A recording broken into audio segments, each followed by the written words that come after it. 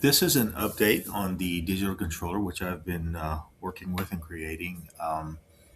It's not really much to it. It's not anything that anybody else couldn't do. Like people have been doing this for a long time, but it can be useful, for a lot of different applications that people are not using it for. For instance, corporations I've worked for, they don't really. Some of them don't have a lot of money, so they can't afford to automate their tests, and sometimes they run into situations where there's user error in their measurements. So this could kind of eliminate some of that if somebody wanted to use this. I've given you the source code so you can already use it, but I'm just going to give a small demonstration to how this works and proof that it can be used. So the relay connections to this board are like this.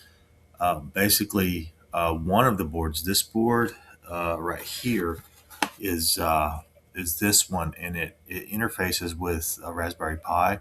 But I only grabbed the connections I needed. I had to do some research, and I found out which connections I needed to interface with the board I'm using.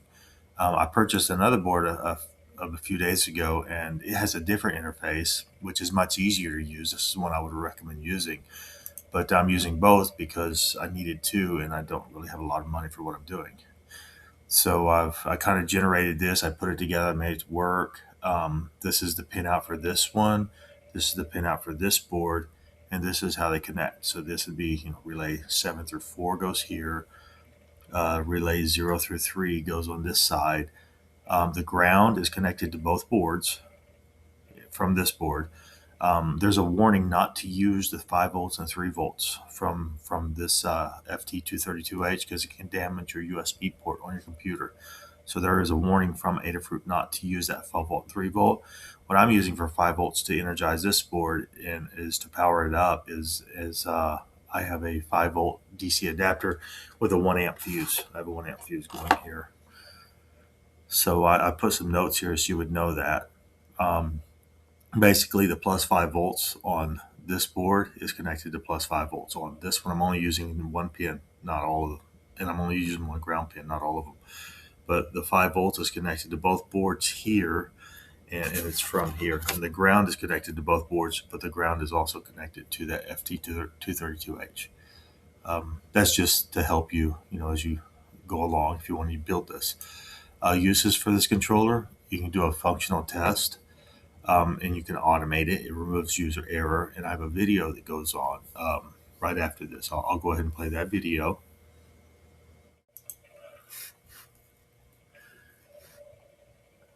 This is a small demonstration of running this board configuration as a functional test.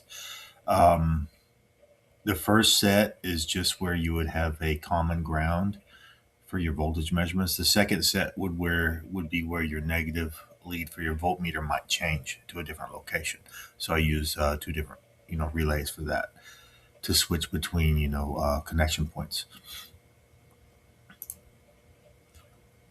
What you'll notice is it will give a serial number for your test, and it will store the results if you want to use that.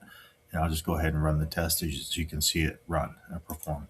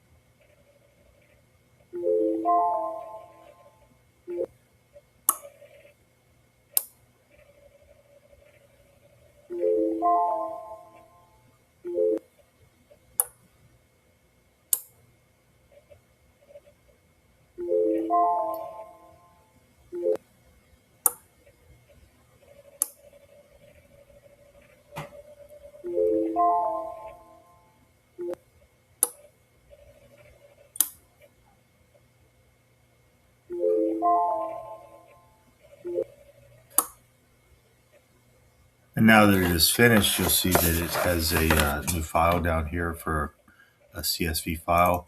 Just created it at 7:55 p.m., which is right now, March 15th, 2026.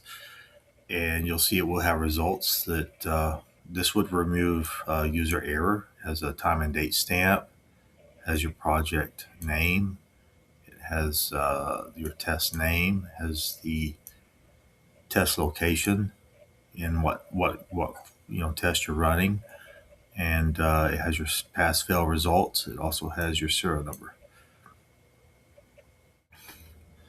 Now I'd like to show you what I would have done with it, for a home studio. If I would have done a home studio, it's another possible use that you could use this for, where you have multiple inputs and you can select which input is being used each time you're going through. I know I had this controller before right here, this audio box, and you can use both inputs at the same time. But this would give it where you could select, which input goes into this, and because it only takes one input at a time. Um, so I would have used it for something like that. That's just a demonstration of how you could have done it.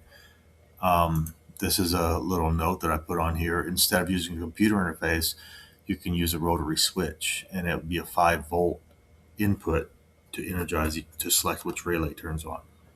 5 volts. Um, so now that I go through that, I'll go ahead and give a small demonstration on how this thing works. This is code that I wrote in C# to control this. It has a little user interface. I'm just going to show you how it works. It's only a few lines of code. I'll go ahead and show that to you. It's like less than 200 lines of code. I kind of condensed a few things, made it easier. But it's not much. It's 191 lines of code. It's very short. You can create a C# program with this, which would be for Windows. And I'll just go ahead and show you that it works. I'll press start up here.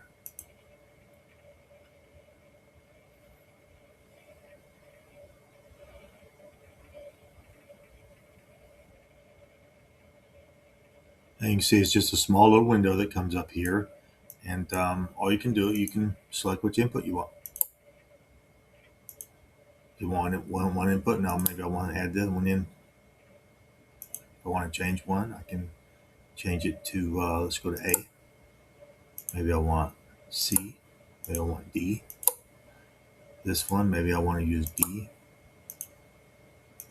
C, maybe this one, I don't want this one to be selected at all. Maybe I don't want that one selected at all. That's pretty easy. It's just a small user interface to, this controller. And the only thing I had to do, was download that driver, that right here. And I can show you how to do that in the next video. I'm going to make this I'm going to make it more user friendly than what it is right now, and try to put everything inside of an enclosure. And I'm going to build a board which is going to make things a little bit better. Give me, instead of having 8 data lines, I'll be able to have 18 data lines, and it'll give me more things that I can do with it. Let's start. Hello. So this is the final demonstration of this board. This is a small little loop that I created to show you the different possibilities with this board, because like I had mentioned, I can do, instead of having 8 different data lines, I can have 18. You could actually have up to 255 if you wanted to. I don't think you'd want that many, different enables, but you could use that. I'll go ahead and show that demonstration. This is a small for loop that I'm running.